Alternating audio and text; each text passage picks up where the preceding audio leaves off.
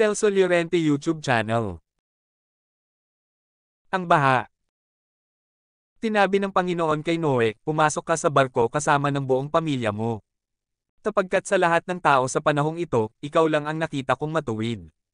Magdala ka ng 7 pares sa bawat uri ng malinis na hayop pero 1 pares lang sa bawat uri ng maruming hayop. At magdala ka rin ng 7 pares sa bawat uri ng ibon. Gawin mo ito para mabuhay sila sa mundo. Sapagkat pagkatapos ng 7 araw mula ngayon, magpapaulan ako sa buong mundo sa loob ng 40 araw at 40 gabi para mamatay ang lahat ng nilikha ko. Tinunod ni Noe ang lahat ng iniutos ng Panginoon sa kanya. Nasa 600 taong gulang na si Noe nang dumating ang baha sa mundo. Pumasok siya sa barko kasama ang asawa niya, mga anak na lalaki, at mga manugang para hindi sila mamatay sa baha. Ayon sa iniutos ng Diyos kay Noe, pinapasok niya sa barko ang bawat pares ng lahat ng uri ng hayop na malinis at marumi na lumapit sa kanya. At pagkalipas ng 7 araw, bumaha sa mundo. Nang 17 araw ng 2 buwan, umulan ng napakalakas at umapaw ang lahat ng bukal. Si Noe ay 600 taong gulang na noon. Umulan sa mundo sa loob ng 40 araw at 40 gabi.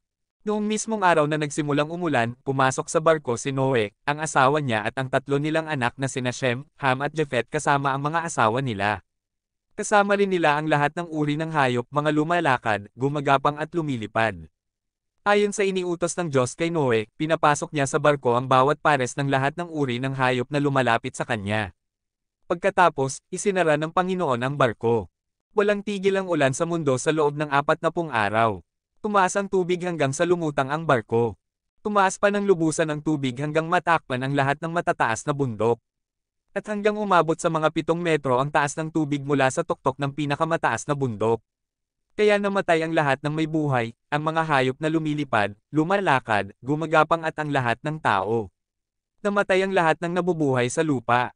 Nalipol ang lahat ng tao at ang lahat ng hayop sa mundo. Si Noe lang at ang mga kasama niya sa loob ng barko ang hindi namatay.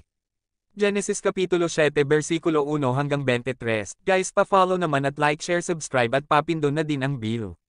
Para ma-update kayo sa mga videos ko, sana is mag-comment pa o di kayong mag-iwan dyan. Maraming salamat po.